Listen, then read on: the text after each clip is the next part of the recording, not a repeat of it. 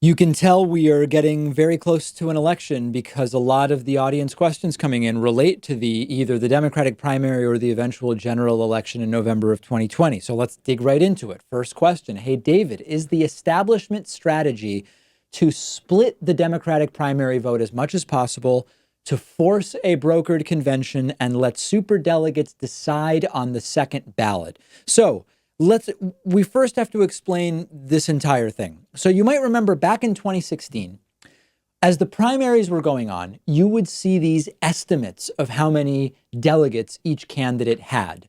And very often you would see, for example, Hillary Clinton and Bernie Sanders with like the same number or close to the same number of delegates on the basis of polling and thus expected voting in the primary states. But then you would see another column which says plus superdelegates.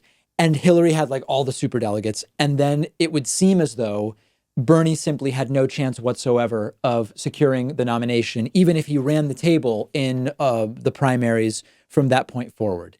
And this is one of the ways in which people accurately said the DNC was set up to deny Bernie the nomination in 2016 and to help Hillary Clinton, which is that even before any ballots were cast in primaries by voters, superdelegates were already known and expected to be supporting mostly Hillary Clinton over Bernie Sanders.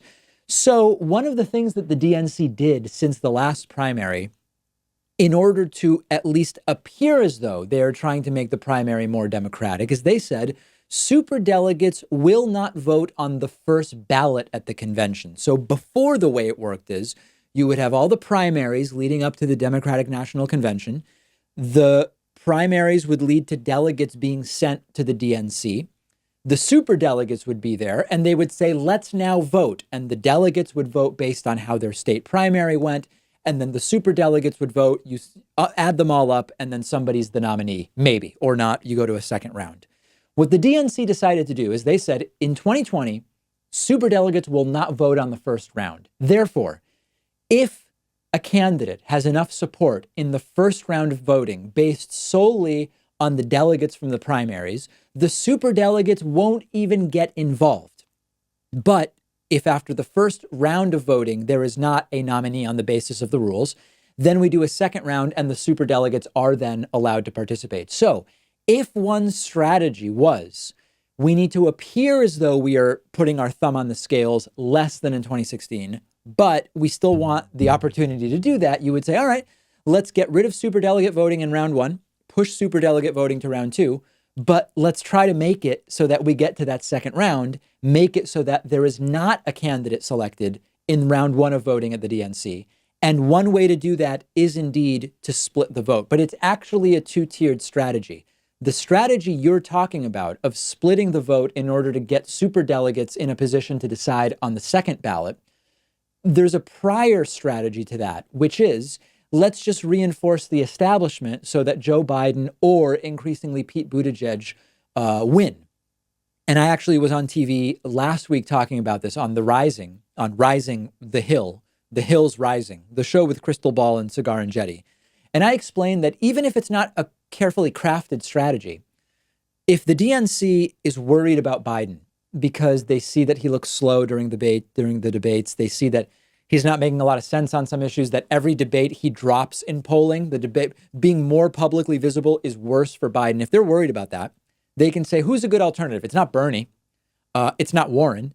It's Buttigieg. Buttigieg is the other establishment candidate that we could get behind. By supporting Pete Buttigieg, by giving him more airtime, speaking time during the MSNBC debate, for example, they are pulling more people into the universe of centrism. And if in the end, those voters say, you know what, I don't actually want to vote for Buttigieg because he's not experienced enough, it's a very natural transition to instead go and vote for Joe Biden. And so the initial strategy is to basically default this thing to Joe Biden, but with the understanding that Biden's having some problems, start supporting Pete Buttigieg just to get more people thinking centrist rather than leftist like Warren or Bernie. And hopefully they will just straight out win the nomination in the first ballot on the basis of primary results. Of course, if it doesn't happen, the strategy of splitting the vote is an effective one to try to eventually let superdelegates decide on round two in the Democratic National Convention. So they're doing it all. It's a different strategy than in 2016 because the rules have changed, but certainly don't be confused for a second. The establishment knows who they want and knows who they don't want. And there are multiple strategies happening at the same time to try to make that a reality.